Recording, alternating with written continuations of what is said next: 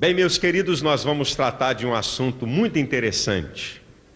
Criação versus evolução. Afinal de contas, quem é que está com a razão? Nós vamos fazer uma abordagem científica e teológica. Também quero deixar bem claro que eu não vou abordar todos os postulados evolucionistas e criacionistas. Teria que ter outras palestras para fazer uma abordagem total.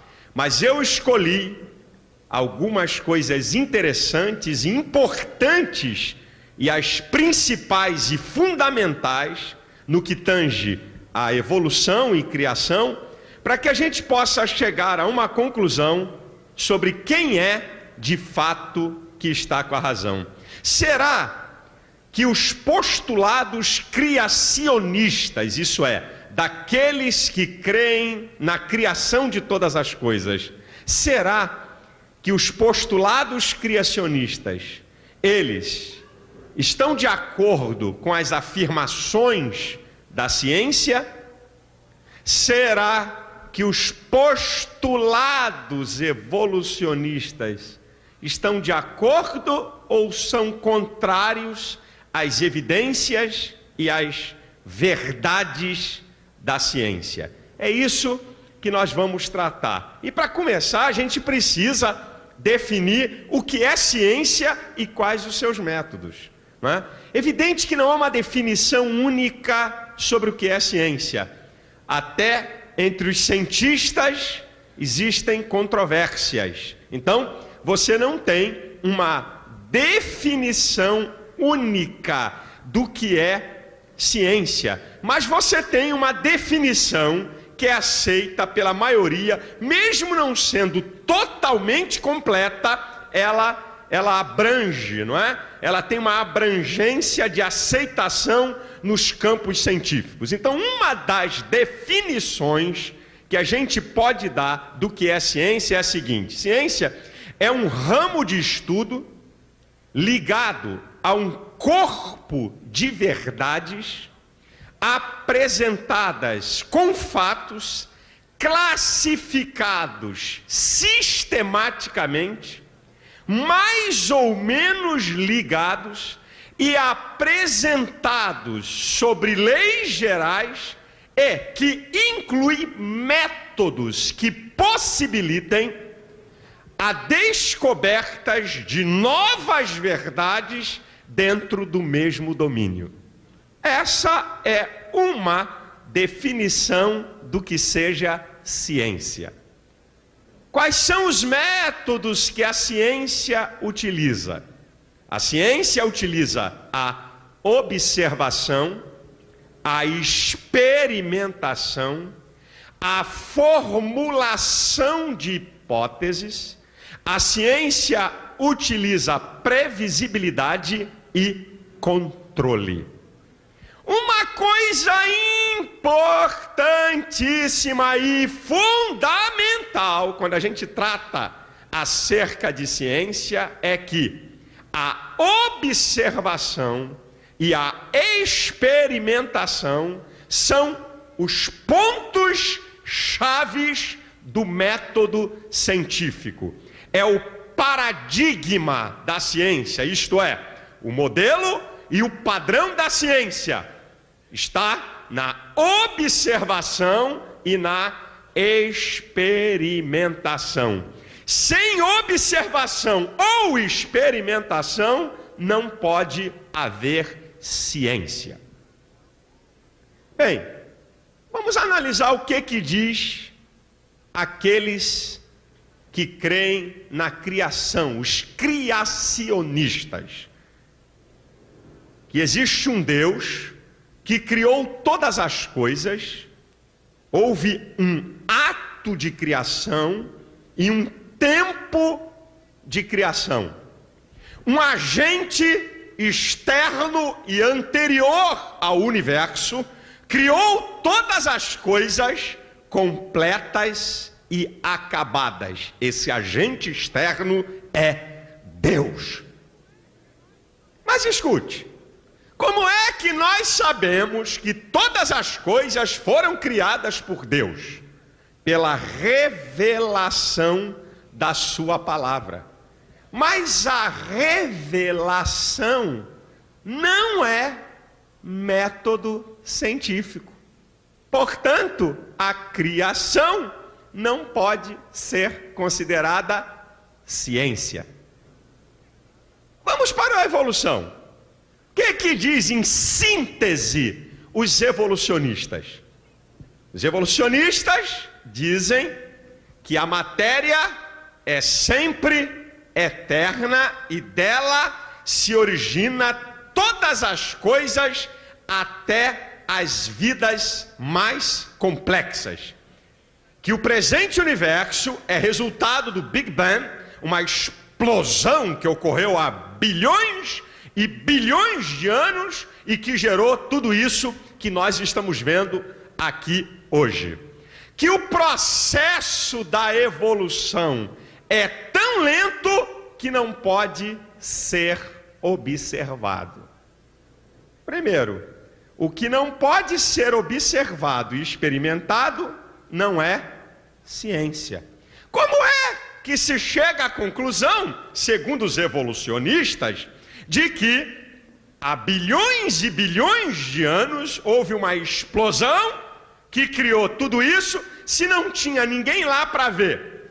Pela revelação da imaginação dos cientistas. Portanto, revelação não é, como já falei, método científico.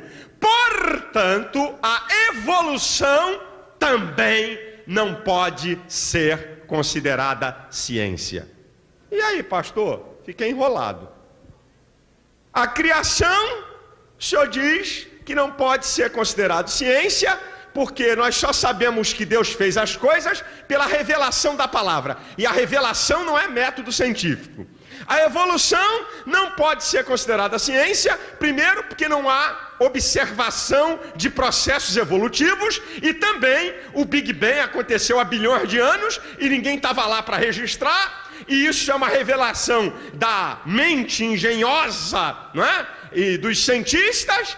Também é uma revelação que não pode ser provada, então também não é ciência. Como é que a gente vai saber quem é que está com a razão e quem é que está com a verdade? Existe a possibilidade de saber? Sim. Como é que nós podemos saber se os criacionistas ou os evolucionistas estão com a verdade? Pelas evidências da natureza. As evidências da natureza, que são observadas e experimentadas, podem nos dizer se a criação ou a evolução está com a verdade pelos postulados, pelos modelos que ambas apresentam. Nós vamos submeter postulados evolucionistas e criacionistas a evidências ou às evidências da natureza, e quando submetemos esses postulados às evidências da natureza, nós podemos chegar à conclusão de quem é que está com a razão ou de quem é que tem e detém a verdade. Eu vou escolher as 4 principais e mais bem provadas leis que existem no mundo. São as leis mais verdadeiras e universais da ciência. Elas têm primazia sobre todas as leis científicas. Eu escolhi as 4 principais e mais bem provadas leis científicas. Vou submeter afirmações criacionistas e afirmações evolucionistas a estas 4 leis, para ver quem é que está com a verdade ou quem é que está com a ilusão e com a mentira.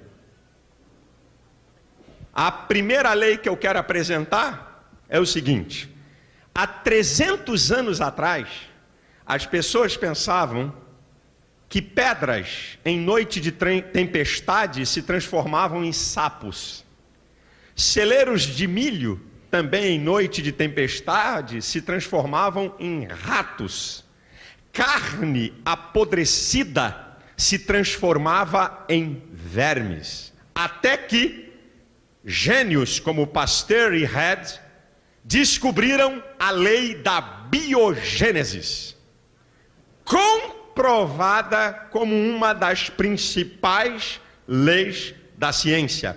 A lei da biogênese diz que vida somente provém de vida e que um organismo vivo provém de outro semelhante. Isso é uma lei das mais bem provadas da ciência, a lei da biogênese. Vamos submeter o postulado criacionista e evolucionista a essa lei. Vamos lá. Os evolucionistas: a matéria inanimada, inorgânica, produz vida e até forma ou formas complexas. Enquanto houver lei de biogênese, não pode. O inorgânico não pode produzir o orgânico. A matéria inanimada não pode produzir vida. É a primeira bomba em cima deles. Porque se a matéria inorgânica é a mãe de todas as coisas, a lei da biogênese diz que o inanimado não pode produzir o animado. O que não tem vida não pode produzir o que tem vida. Só organismo vivo produz vida. Então, já estamos com 1-0 logo de saída. Mas vamos submeter o postulado criacionista dentro da lei da biogênese. Um Deus vivo criou seres vivos. Correto. Sem nenhum problema, sem nenhuma contradição. Um Deus vivo cria seres vivos semelhantes. Gênesis 1:26. Façamos o homem a nossa imagem e semelhança. Um ser vivo cria seres vivos semelhantes. O postulado criacionista está em gênero, número e grau de acordo com a lei da biogênese. 1-0 para nós. Agora eu vou escolher mais duas leis. E essas duas leis que eu vou falar aqui, elas governam todos os processos naturais. A primeira lei da termodinâmica, que é chamada a lei da conservação da energia, diz que a energia não pode ser criada nem destruída e que a quantidade total de energia no universo é sempre a mesma, que a energia pode tomar várias formas, inclusive a massa, e que você pode transformar de uma forma para outra. Isso aqui é a primeira lei da termodinâmica. Vamos submeter o postulado evolucionista à lei da termodinâmica. Diz que a energia ainda está em expansão, em evolução. Enquanto tiver a primeira lei da termodinâmica em vigência, não pode, em hipótese alguma, haver de jeito nenhum evolução, porque a quantidade total de energia é sempre a mesma. Não está havendo produção de energia, nem evolução de energia. Portanto, o postulado evolucionista é diametralmente oposto ao que diz a primeira lei da termodinâmica. Agora vamos submeter o postulado criacionista dentro da primeira lei da termodinâmica. Deus fez todas as coisas completas e acabadas. Perfeito. A quantidade de energia é sempre a mesma. Deus fez todas as coisas completas e acabadas. Não há nenhuma discrepância entre a afirmação criacionista e a primeira lei da termodinâmica.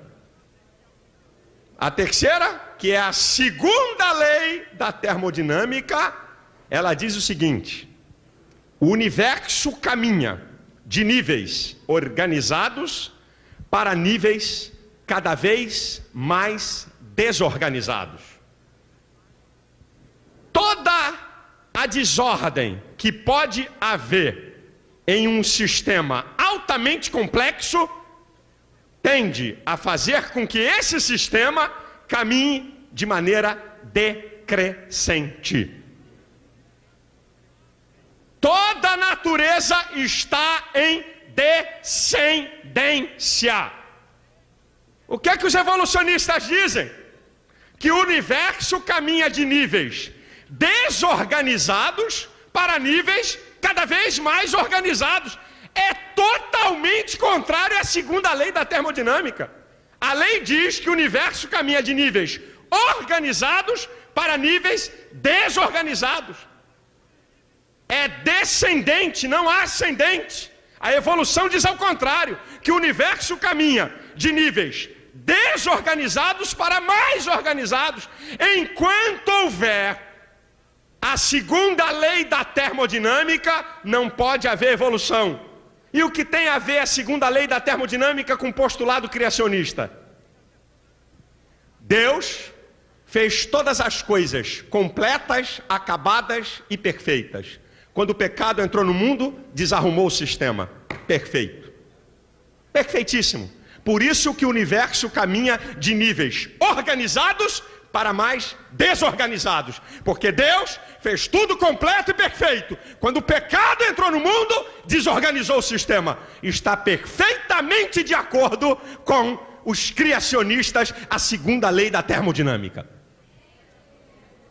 E a quarta lei, e essa lei, ela é aceita em todos os campos da ciência. É a lei da causa e do efeito. Sabe o que diz essa lei? Que nenhum efeito é quantitativamente maior e qualitativamente superior à causa. O efeito não pode ser maior do que a causa. Nenhum efeito pode ser maior do que a causa.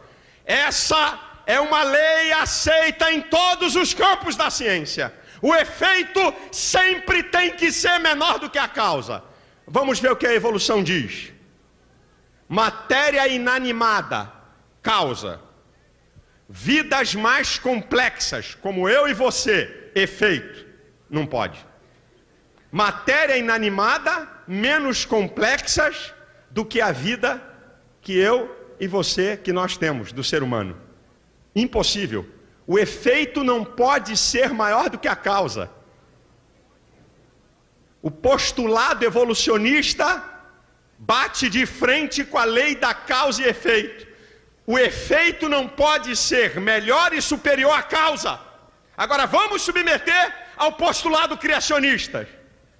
Deus, grande, tremendo, onipotente, onisciente, eterno, cria o homem, um ser com suas limitações. Deus causa maior do que o homem, efeito. Está perfeito.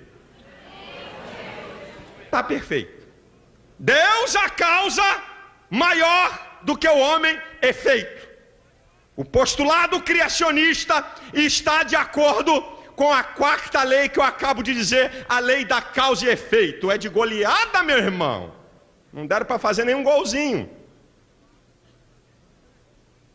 O que eu acho interessante são algumas considerações nessa quarta lei que diz assim: a causa primeira do espaço infinito, vê se dá para você colocar a matéria ou Deus. Escuta isso. Vê se dá para você colocar a matéria ou Deus. A causa primeira do espaço infinito tem que ser infinita. A causa primeira do tempo infinito tem que ser eterna. A causa causa primeira da energia ilimitada tem que ser onipotente. A causa primeira das inter-relações universais tem que ser onipresente. A causa primeira das complexidades infinitas tem que ser onisciente. A causa primeira dos valores morais tem que ser moral. A causa primeira dos valores espirituais tem que ser espiritual. A causa primeira do amor humano tem que ser amorosa. E a causa primeira da vida tem que ser viva. Isso está para a matéria ou para um Deus grande, tremendo e poderoso?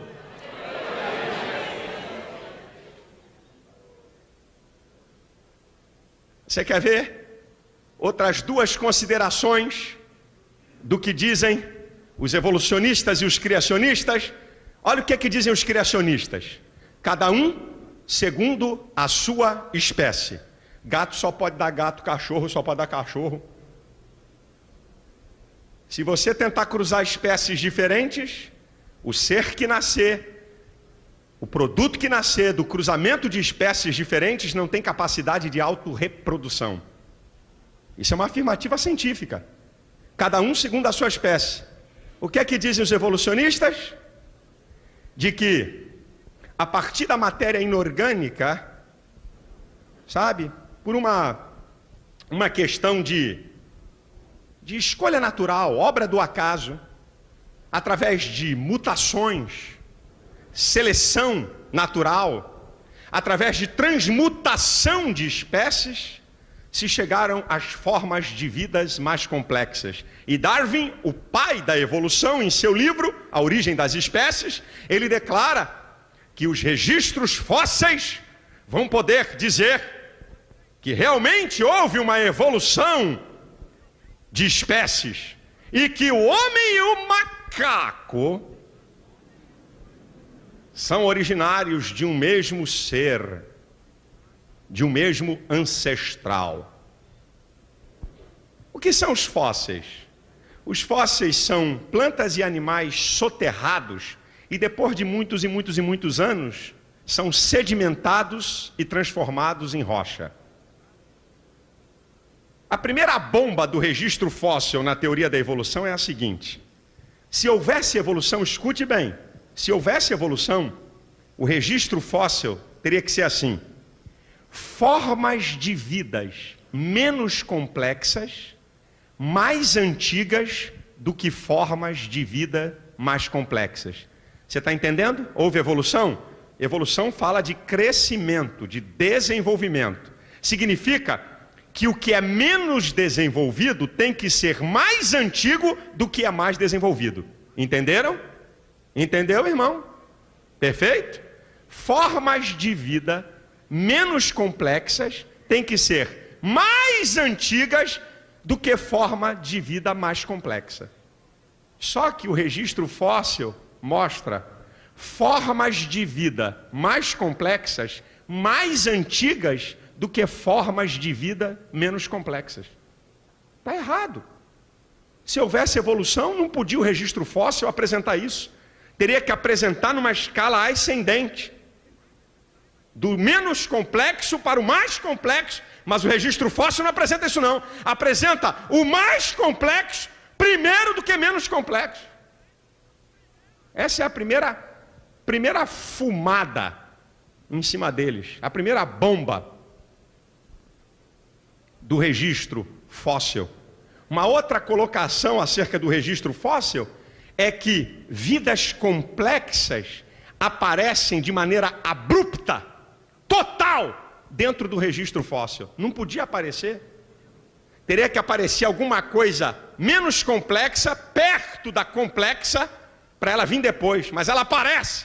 E outra coisa que é interessante, se há evolução, tem que haver as formas transicionais, isto é, as espécies de transição.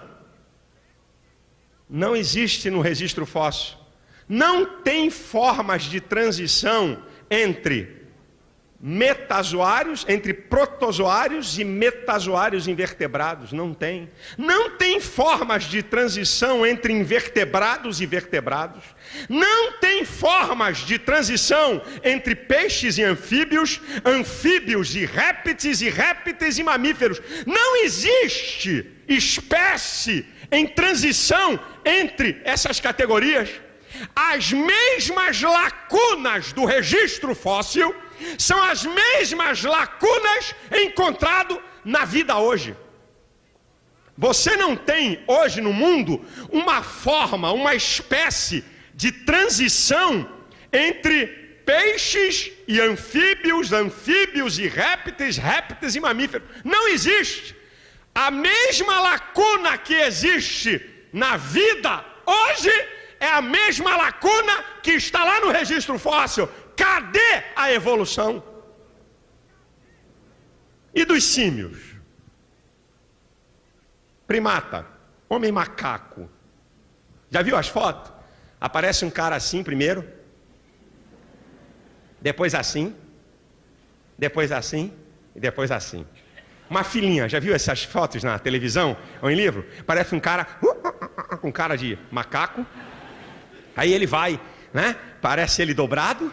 Aí ele vai ficando em pé, ficando em pé, ficando em pé, até chegar no homem moderno.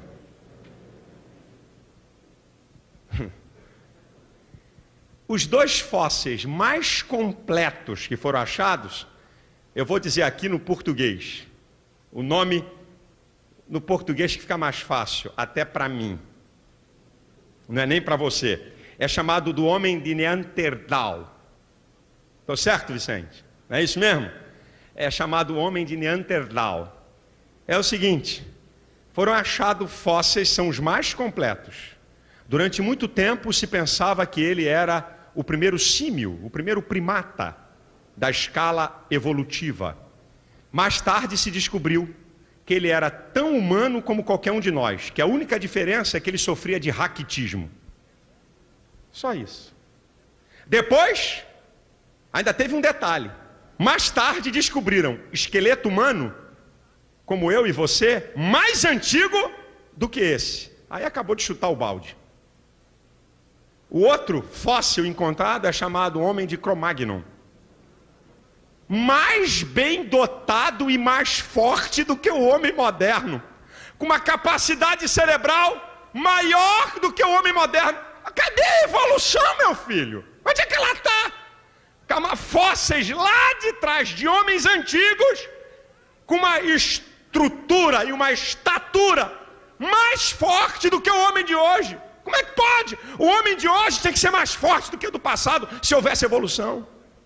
Agora, e não tem nada de símio, não tem nada de primata, não tem nada de homem macaco. Agora, depois disso aí, meu filho, os fragmentos encontrados deram lugar à fraude, armação e invenção. Aí, o primeiro deles, que eles dizem que é o primeiro da família dos humanos, é chamado de Ramapithecus, o nome do cabra. Esse é o primeiro da família humana. Esse ainda está assim, ó, lá na foto. O tal do Ramapithecus, certo? Como é que eles chegaram a essa conclusão? Foram achados fragmentos da mandíbula inferior e alguns dentes. Como é que com apenas fragmentos de mandíbula e alguns dentes pode-se desenhar um cabra todo daquele? Depois teve um outro achado arqueológico, de um outro fóssil, que é chamado homem de Pitdown. Esse cabra, durante mais de 2 gerações, foi considerado uma das 3 mais importantes provas da evolução. Durante mais de 40 anos, em livros científicos, aceito pela comunidade científica internacional, de que esse era uma das 3 importantes provas da evolução. Até que, em 1953, com técnicas mais avançadas, se descobriu que o tal do senhor homem de Pitdown colocaram ossos humanos e de macacos juntos e envelhecidos quimicamente. Pegaram dentes da arcada inferior de chimpanzé e limaram para parecer com humanos. Uma tremenda de uma fraude.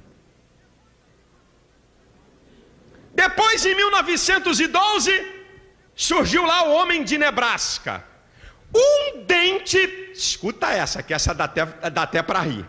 Um dente, o diretor do Instituto de História Natural dos Estados Unidos, lá o cientista Osborne, ele chegou à conclusão: aqui está, de fato, a ligação do homem com os macacos. Aqui está a prova de que nós somos descendentes de um mesmo ancestral. Nessa época, em Nebraska, nos Estados Unidos, havia um político chamado Bryan, que tinha interesse em colocar o ensino evolucionista na escola e deu amplo destaque na mídia e em revista. E teve uma revista científica que, a partir de um dente, conseguiu desenhar o pai, a mãe e os filhos. Nem Spielberg, nem esse cara tinha tanta imaginação como esses camaradas. Mais tarde, se descobriu que aquele dentezinho era de uma raça de porco extinta. Até hoje, ninguém desmentiu pelas revistas científicas e por toda a publicidade da época que isso era farsa e mentira. Quer ver outro? Homem de Pequim, visto por alguns, e só por alguns, porque nunca mais ninguém viu. Homem de Java, também, dessas famílias de ancestrais, mas esse, antes que caísse na desgraça, o seu descobridor, que era um francês, tal de Dubois, um cientista, rapidinho entrou em cena e desmentiu, dizendo que aqui não era ancestral nenhum do homem. Esse ano a televisão mostrou a maior autoridade arqueológica e paleontológica do Japão. A maior autoridade foi pega enterrando peças em um terreno para dizer que tinha feito uma descoberta científica arqueológica. Isso saiu esse ano. Quem viu o jornal O Globo, quem viu o Jornal Nacional, a maior autoridade japonesa. Esses achados de fragmentos de fósseis têm dado margem à mentira, a engano, tem dado margem à imaginação e à ilusão, e de verdade não tem nada.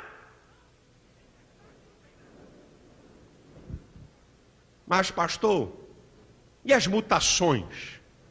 O senhor falou dos fósseis, que é uma bomba contra a evolução e que não contradiz a criação, porque Deus fez cada um segundo a sua espécie. E as mutações não podem produzir evolução? Querido, a mutação causa desordem, não ordem. A mutação diminui a complexidade dos organismos. A mutação involui, não evolui. A mutação faz o organismo e as coisas decrescerem, e ela causa uma coisa chamada entropia, desordem no sistema. Mutação, em hipótese alguma, produz evolução. Ao contrário, produz involução. E o código genético? Outra bomba em cima da evolução. Em 1856, Mendel descobre o código genético. O que é o código genético? Características de uma espécie são transferidas para gerações futuras da mesma espécie. Características de uma espécie são transferidas para gerações futuras da mesma espécie. Cada espécie foi programada de maneira peculiar para produzir a própria espécie e não de maneira acidental produzir uma outra espécie. É cada um segundo a sua espécie. O que está na Bíblia há mais de 4.000 anos, Mendel comprovou em 1856. Não dá para ter evolução, porque cada espécie só produz a sua espécie. E agora, com o projeto Genoma Humano?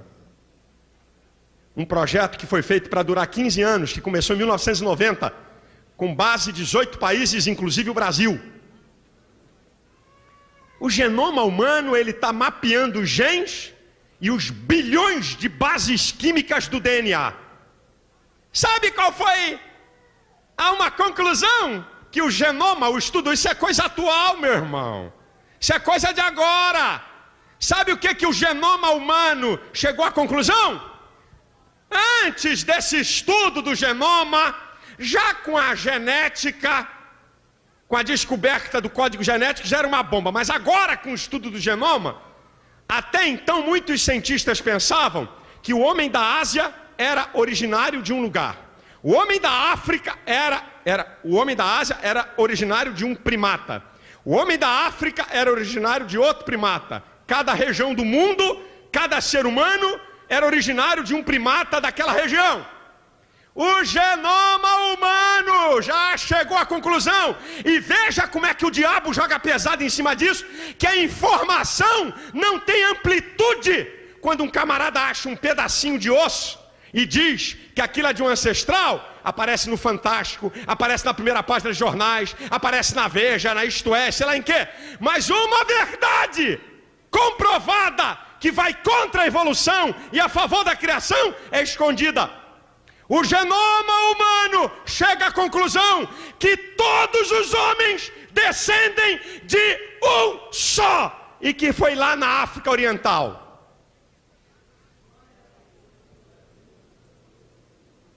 O que é que a criação diz? Que Deus fez Adão. A partir dele veio todos os homens. Jornal O Globo, 25 de dezembro de 2002. Agora, lá atrás.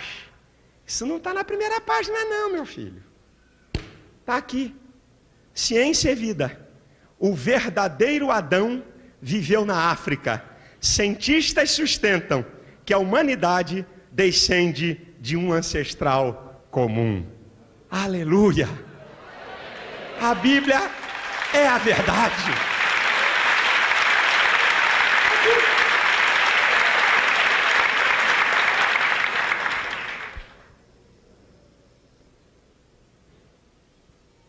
A palavra de Deus é a verdade, irmão.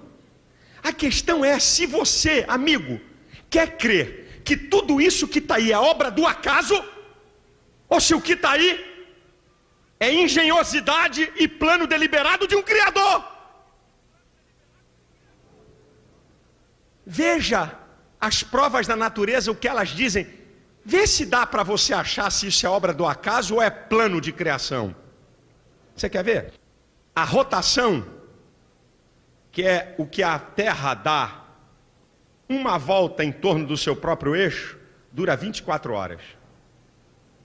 Se o tempo de rotação fosse diminuído em 1/10, os dias seriam 10 vezes mais longos e a noite 10 vezes mais longa. Se a rotação fosse diminuída em 1/10, com isso, durante o dia, o sol queimaria toda a vegetação e o que sobrou seria morto pela noite, pelo gelo da noite. É obra do acaso a rotação ter 24 horas? O planeta Terra está a uma distância... O planeta Terra está a uma distância adequada do Sol para a vida animal e vegetal. Se o planeta Terra tivesse a distância de Vênus e Mercúrio, toda a vida seria torrada. E se o planeta Terra tivesse na distância de Marte e Plutão, que é para o Sol, seria tão congelada que não poderia ter vida. É obra do acaso a distância da Terra para o Sol? A atmosfera, ela possui uma espessura ideal para suportar os milhões de meteoritos, de chuvas de meteoritos que penetram nela, a uma velocidade de 45 quilômetros por segundo. Se você quiser ter uma ideia do que é isso, multiplica 45 por 3.600 para você ver quanto é que isso é por hora. Porque nós temos ideia de hora, 100 km por hora, 200 km por hora. Eu estou falando que o meteorito penetra na atmosfera a uma velocidade de 45 km por segundo, é uma velocidade espantosa. Se a atmosfera não tivesse a densidade que ela tem, o planeta Terra todo dia receberia um bombardeio de meteorito e mataria toda a vida animal e vegetal. Você acha que a densidade da atmosfera é obra do acaso para suportar isso?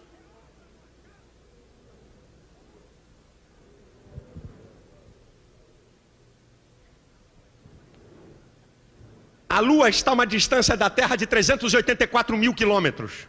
Se a Lua estivesse a 80 mil quilômetros da Terra, as marés, que hoje são inofensivas, inundariam o planeta Terra 2 vezes ao dia. Isso é obra do acaso, a distância da Lua para a Terra? Se a Terra tivesse o mesmo tamanho da Lua, o seu diâmetro fosse igual ao da Lua, a Terra não teria capacidade gravitacional para segurar as águas, e nem tampouco a atmosfera. Você acha que isso é obra do acaso? Se o diâmetro da Terra fosse dobrado, isso é, se a Terra tivesse o tamanho dobrado do que tem, a pressão atmosférica seria tão violenta que dificilmente poderia haver vida aqui. Você acha que é obra do acaso o tamanho exato do planeta Terra? Escuta essa aqui, meu irmão. Só o código genético de uma ameba, não é aquele teu colega que tu chama de ameba, não. Estou falando do código genético de uma ameba. Só o código genético de uma ameba tem informações para preencher mais de 1000 vezes a enciclopédia britânica. Só o código genético de uma ameba. A estrutura mais complexa do universo é o cérebro humano. Ele possui 100 bilhões de células que têm entre 10 mil a 100 mil ramificações interligadas entre elas. O total de ligações no teu cérebro é de 1 quadrilhão, 10 elevado a 15. O cérebro pesa 1,3 kg. Tem alguém que pode pesar um pouquinho mais, dependendo do tamanho da criança.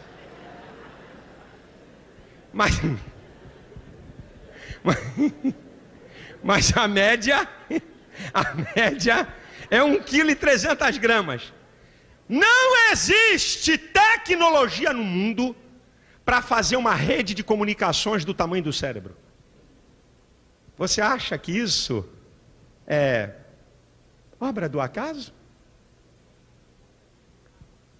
O Dr. Robert Clark, PhD em bioquímica da Universidade de Cambridge, no seu livro Universo, Plano ou Acidente, ele diz: é impossível, quando você olha para química, para física, para biologia, para astronomia, entender o universo como obra do acaso, mas sim entendê-lo como obra de engenhosidade e projeto deliberado.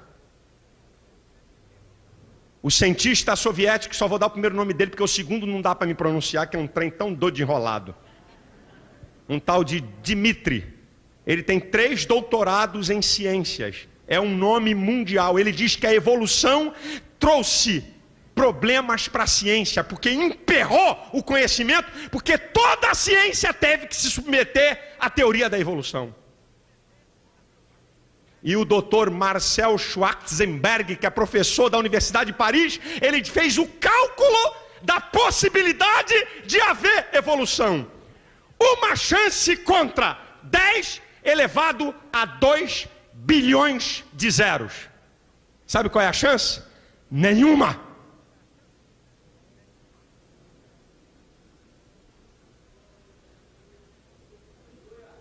Sabe por quê, irmãos? Porque tudo que está aí não é obra do acaso.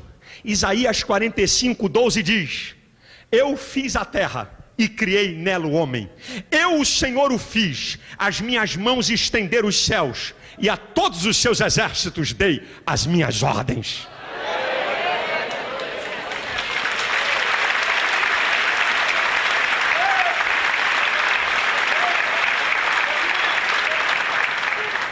O universo não é obra do acaso. O universo é projeto de um Deus tremendo, poderoso, incomparável, absoluto. E aí a gente chega à seguinte conclusão: se Deus fez todas as coisas, e se Deus é verdadeiro e real, então a Bíblia é a palavra de Deus.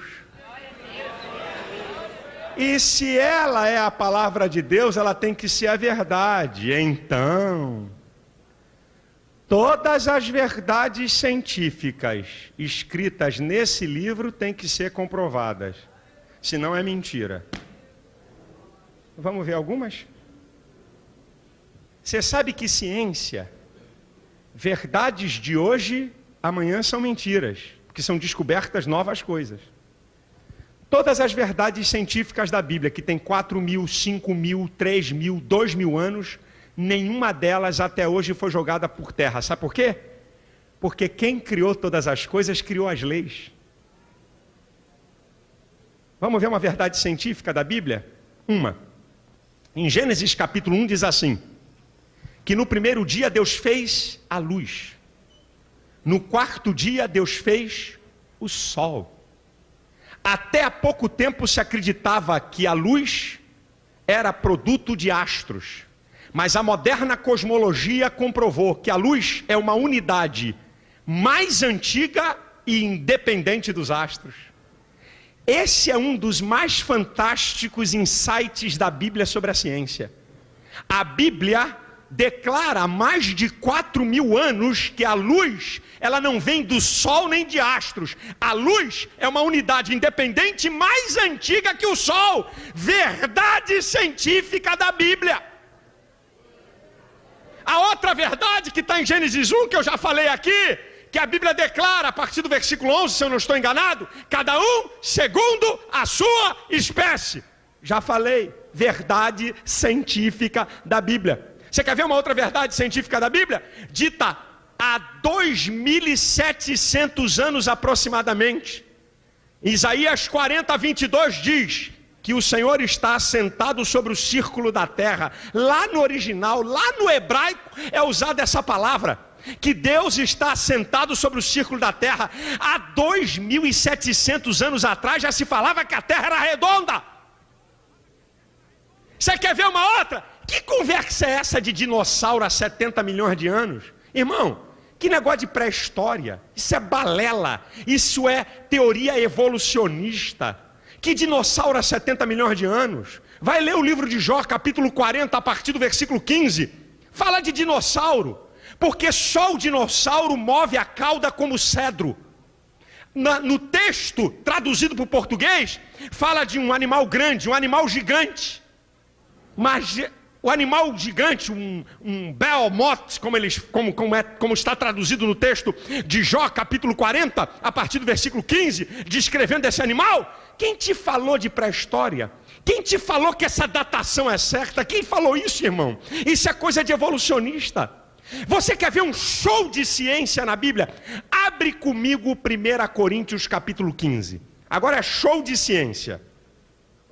Abre aí.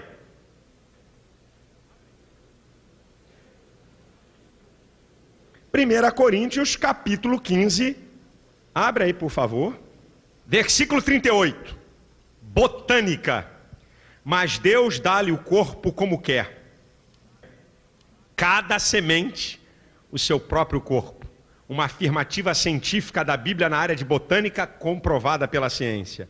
Agora olha só, olha o show de zoologia e genética no 39. Nem toda carne é uma mesma carne, mas uma é a carne dos homens, outra a carne dos animais, outra a dos peixes e outra a das aves. O que o código genético mostra, cada um segundo a sua espécie. Show de zoologia e de genética. Você quer ver agora? É show de astronomia, o 40 e 41. E há corpos celestes e corpos terrestres, mas um é a glória dos celestes e outra dos terrestres. Agora olha aqui o que ele vai dizer. Uma é a glória do sol, outra a glória da lua e outra a glória das estrelas. Agora, meu irmão, essa afirmativa aqui na linguagem aqui do pessoal que gosta de futebol, é show de bola. Porque uma estrela difere em glória de outra estrela. Bem, há 2000 anos atrás, você dizer uma é a glória do sol e outra é a glória da lua, não precisa de instrumentos para dizer isso. Você vê o tamanho e a força da luz do sol, o tamanho e a força da luz que a lua traz, e você chega à conclusão que a glória do sol é maior do que a da lua, a olho nu. Mas essa afirmativa aqui, que cada estrela possui uma glória própria, e quando você olha para o céu, você só vê um monte de pontinho azul igual? Esta afirmativa científica é comprovada pela astronomia. Cada estrela, os bilhões e bilhões de estrelas no espaço sideral, cada uma tem uma glória própria, meu irmão. Isso aqui é show de ciência na Bíblia. Como é que Paulo, há 2000 anos atrás, podia escrever uma coisa dessa sem instrumentos de telescópios e de equipamentos para poder comprovar isso? É porque o Deus que criou todas as coisas revelou, porque foi Ele que fez as estrelas. Você quer ver? Hoje está na moda o cara chegar a falar com boca grande. Física quântica. A física quântica. Na Bíblia tem física quântica, rapaz. Novidade dos últimos 20 anos, que já tem 2000 anos. Hebreus 11:3. Hebreus 11:3. Que eu quero deixar como texto básico dessa mensagem. Hebreus capítulo 11, versículo 3. O que diz Hebreus 11:3? Diz lá: pela fé entendemos que os mundos pela palavra de Deus foram criados. Agora a física quântica. Olha o que diz: de maneira que aquilo que se vê não foi feito do que é aparente. Quando você vê uma rocha, a rocha não é feita daquilo que você está vendo. Existem bilhões de ligações atômicas para chegar naquela rocha que você está vendo. Física quântica na Bíblia, meu irmãozinho. Aquilo que se vê não foi feito do que é aparente. O mundo subatômico, a Bíblia já falava nele. E o mundo invisível, que só aproximadamente de 60 anos para cá, com o advento do microscópio eletrônico, se descobriu o mundo invisível. Há quase 2000 anos a Bíblia fala nele. Paulo diz em Colossenses capítulo 1, versículo 16: porque nele foram criadas todas as coisas que há nos céus e na terra, visíveis e invisíveis. Está lá escrito. Há quase 2000 anos já se falava do mundo invisível, porque o Deus que criou o mundo invisível já sabia de todas as coisas e registrou na sua palavra.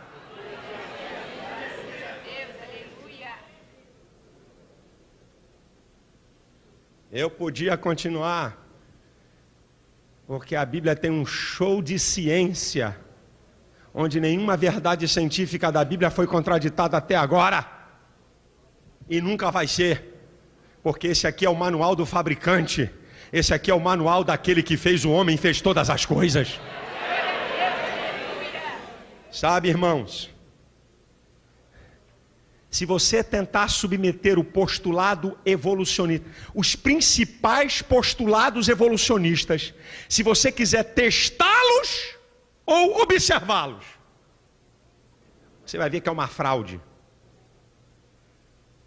É impossível se testar e observar os principais postulados evolucionistas. Olha só o que eles dizem: formas de vida inicial de organismos desconhecidos, através de produtos químicos desconhecidos, numa atmosfera de composição desconhecida, sob condições desconhecidas, que cresceram numa escala evolutiva desconhecida, por processos desconhecidos, com evidências desconhecidas.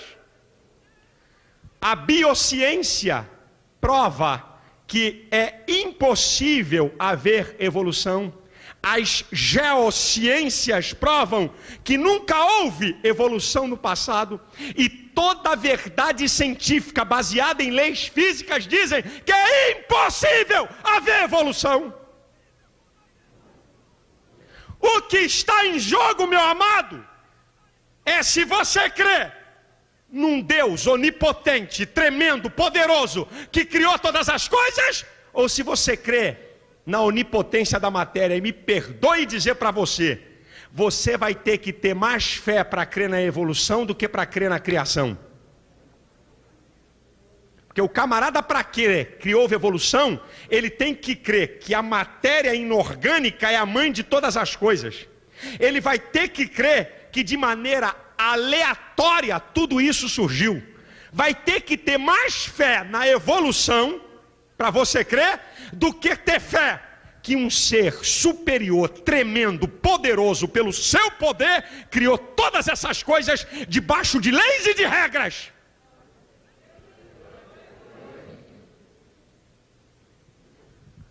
Sabe, irmãos, sabe que essa visão da evolução, uma visão materialista, sabe o que ela trouxe para o homem? Sabe quais são as consequências dessa visão materialista? Primeiro, consequências da visão materialista. Diz que a realidade final é a matéria. Não existe Deus.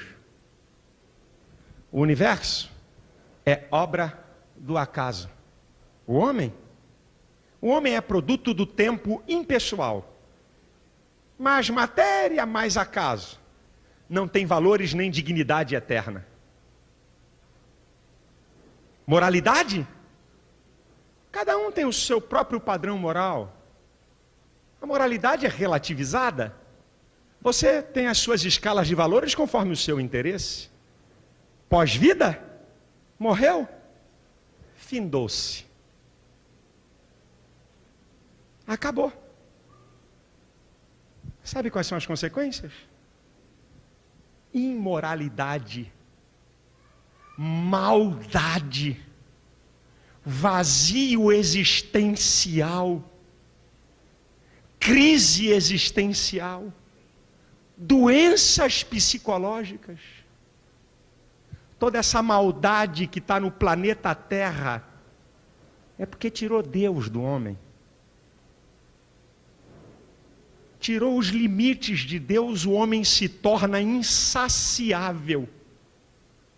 E quando ele se torna insaciável, ele é capaz de fazer qualquer coisa, porque afinal de contas ele não tem que prestar conta com ninguém, porque ele é produto de alguma porcaria, de alguma matéria. Agora eu quero dizer para você que a visão criacionista, ela também traz algumas coisas. A primeira, que o universo não é obra do acaso. Existem 3 propósitos definidos por Deus para a criação do universo. O primeiro deles, lá em Colossenses 1,16, na última frase diz que tudo foi criado por Ele e para Ele. O universo foi criado para que Deus seja glorificado. O segundo propósito da criação do universo, o universo foi criado, como diz Paulo em Romanos capítulo 1, versículo 20, para que os homens fiquem inexcusáveis. O universo é uma prova da existência de Deus. Ninguém vai ter desculpa diante de Deus dizer: Deus, eu não pude ver nada a teu respeito. Deus, tu tinha que ter se manifestado. A Bíblia diz que o universo, a natureza, é uma prova da existência de Deus. Deus deixou tudo isso para dizer para mim: olha aí, ó, eu existo, meu chapa. Olha para o mundo, olha para você, olha para o universo, para que os homens fiquem inexcusáveis. E sabe qual é o propósito do universo? Abençoar o homem. Se você pegar Gênesis capítulo 1, do versículo 14 ao 18, você vai ver que as estrelas, que os luminares foram todos criados em favor do homem. E deixa eu abrir um parênteses aqui: que extraterrestre patavina nenhuma, que crente acreditando em ET, conversa fiada é essa? Que vida em outros planetas, que babuzeira é essa?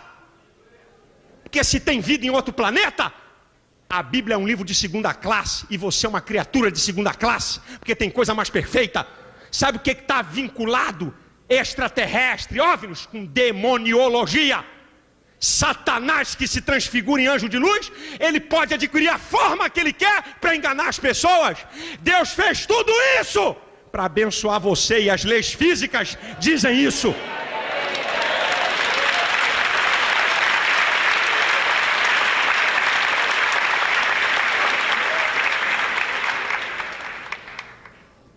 O homem não é produto de tempo impessoal. Sabe o que é o homem? A imagem de Deus primeiro. Deus é pessoa, é o que está lá no original, Elohim. Elohim, façamos a nossa imagem e semelhança. Elohim, substantivo plural, que indica pluralidade de pessoas. Deus, pessoa, fez seres pessoais. E o que significa ser pessoa? É ter inteligência, vontade própria e sentimentos. Você não é obra do acaso. Você é semelhança de Deus. Você é a coroa da criação de Deus. E sabe por que você foi feito? Tirando de Isaías 61:3, lá da última parte desse versículo, diz que nós somos árvores de justiça, plantação do Senhor, para louvor da sua glória. Você foi feito para Deus ser exaltado e ser glorificado, meu irmão.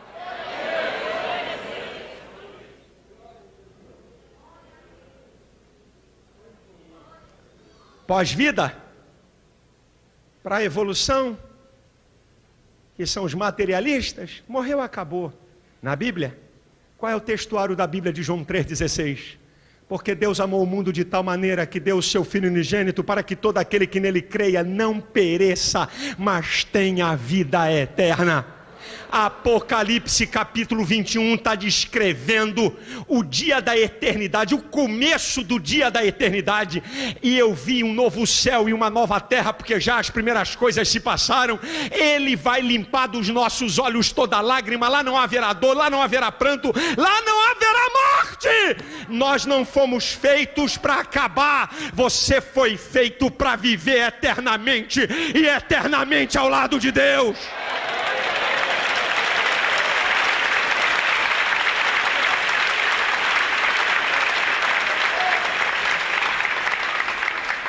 A realidade final é a matéria.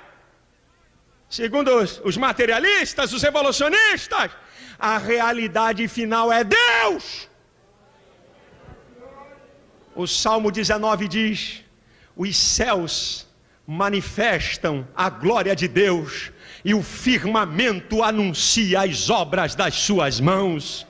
O Salmo 24 diz: do Senhor é a terra, a sua plenitude, o mundo e os que neles habitam. Jeremias capítulo 32, versículo 17 diz: ah, Senhor Jeová, tu fizestes os céus e a terra com teu grande poder e com braço estendido, coisa nenhuma te é maravilhosa. A realidade final é Deus. O Salmo 86, versículo 8 e 10 diz: entre os deuses não há semelhante a ti, nem obra como as tuas, porque tu és grande e opera maravilhas, só tu és Deus.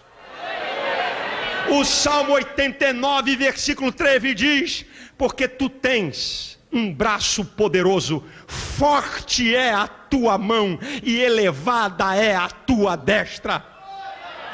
O Salmo 33, versículo 9 diz: falou e tudo apareceu, mandou e logo tudo se fez. E eu repito Isaías 45:12: eu fiz a terra e criei nela o homem, eu, o Senhor, o fiz. As minhas mãos estenderam os céus e a todos os seus exércitos dei as minhas ordens.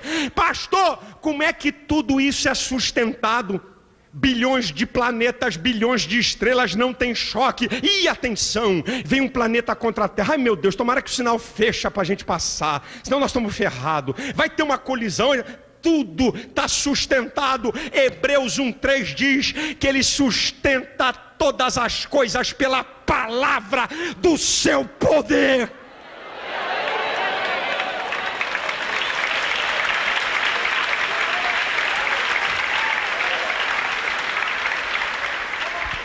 A teoria da evolução sempre vai ser teoria e é o maior engodo científico da história.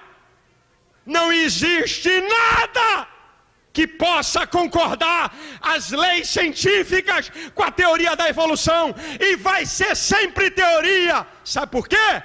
Porque existe um Deus tremendo, poderoso, maravilhoso e incomparável. E sabe qual é a consequência para aqueles que acreditam em Deus? Primeiro, é que há um reencontro da criatura com o Criador. Segundo lugar, é que o ser humano passa a ter alegria, prazer de viver e esperança. Terceiro lugar, o ser humano que crê que Deus fez todas as coisas e que ele é criatura de Deus, ele tem autoestima. Ele sabe de onde veio, sabe quem é e sabe para onde vai. E o conhecimento da criação, sabe o que traz? Libertação. E conhecereis a verdade, e a verdade vos libertará. Vai libertar da crendice, vai libertar do materialismo, vai libertar desse existencialismo, dessa deidade do homem. O homem pensa que é Deus, mas qualquer probleminha ele entra em crise. O homem pensa que é Deus, mas dá tiro na cabeça quando não encontra a saída para o problema. O homem pensa que é Deus, mas se depara com pequenos problemas que neutralizam toda a sua vida. Eu quero dizer para você que existe um Deus tremendo e poderoso que está interessado na tua vida e que quer fazer você ser uma pessoa feliz.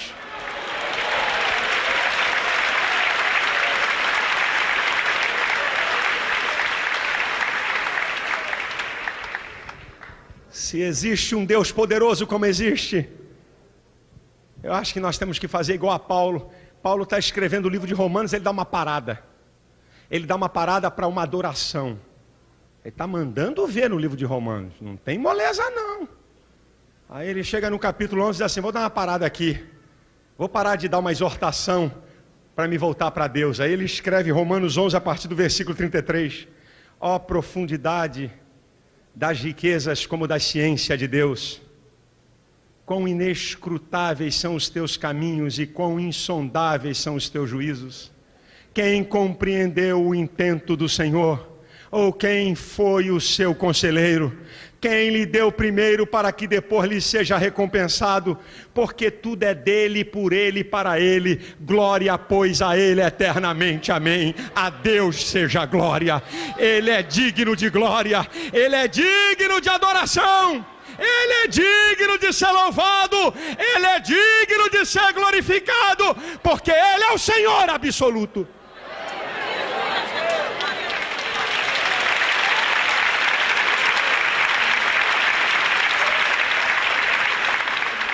Sabe, querido, quando você reconhece um Deus soberano, o conceito de moralidade não é mais relativo, ele é absoluto. Ele está submetido ao caráter imutável de Deus. Eu cansei de estudar na universidade, de ver professor falar que o ser humano sem limites se torna insaciável. Com Deus, Deus dá limites, diz assim, olha aqui meu chapa, você vai ter que prestar conta comigo. Não pensa que você é o dono da cocada não. Não pensa que você é o dono da verdade, não. Existe uma moral absoluta que disciplina, que dá limite ao homem. É isso que Deus traz. É por isso que essa sociedade caminha para a miséria e para o caos. Que tiraram Deus. Mas nós estamos aqui nessa manhã dizendo, a glória é tua, Senhor.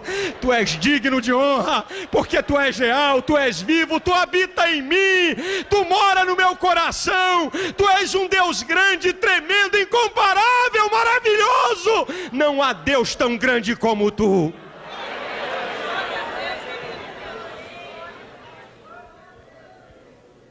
Você tem que fazer uma escolha.